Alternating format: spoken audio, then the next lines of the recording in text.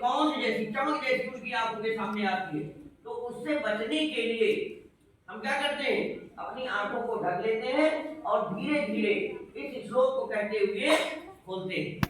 तो इससे हमारी आंखों में एक नई ऊर्जा का संचार बना रहता है। तो एक वैज्ञानिक तथ्य भी है। कभी आपने देखा होगा डॉक्टर के यहाँ जाइए, वो जब आंखों में दवा डालता है तो डालने के बाद वो धीरे धीरे आंखें खोलने का प्रयास करने को कहता है। तो इससे हमारी आंखों के ऊपर इसका प्रभाव पड़ता है। इसलिए हम इस श्लोक को एक वैज्ञानिक और हमारे जो सांस्कृतिक पक्ष है दोनों को लेकर के हम इस श्लोक को पढ़ते हैं। इससे हमारे जीवन में बहुत ऊर्जा मिलती है और इसी कारण हमारे प्रातः स्मरण में इस श्लोक को प्रथम नंबर पर रखा गया है।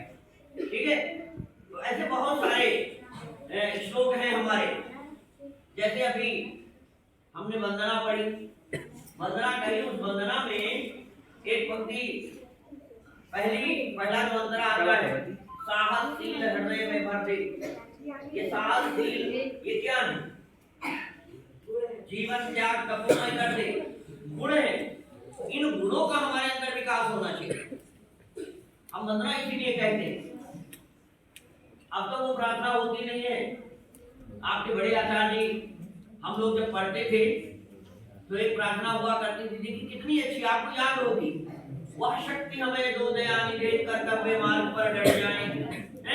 एक एक पंक्ति देखिए, पर सेवा में उपकार में हम जग जीवन सफल बना जाए। हम लोग वही भक्त कहते हैं लेकिन दूसरे ढंग से। हम क्या कहते हैं, जग सिरमौर बनाए भारत ना, और यहाँ जग जीवन सफल बना जाए। हम दीन दुखी अबलो निबलो के सेवक बन संताप हरे। कभी इस वंदना को ध्यान से पढ़ा। तो हम जो प्रार्थना यहाँ करते हैं, वंदना करते हैं, इसको एक बार इसके भाव को भी जानिए। बहुत अच्छी अच्छी बातें इसके अंदर कही गई हैं और उनको जब हम जीवन में उतारेंगे ना तो हम एक श्रेष्ठ नागरिक बन जाएंगे। और जब श्रेष्ठ नागरिक बन जाएंगे तो अपने आप हमारे जीवन का जो लक्ष्य है वो लक्ष्य हमको प्राप्त हो जाएगा। ठीक है, तो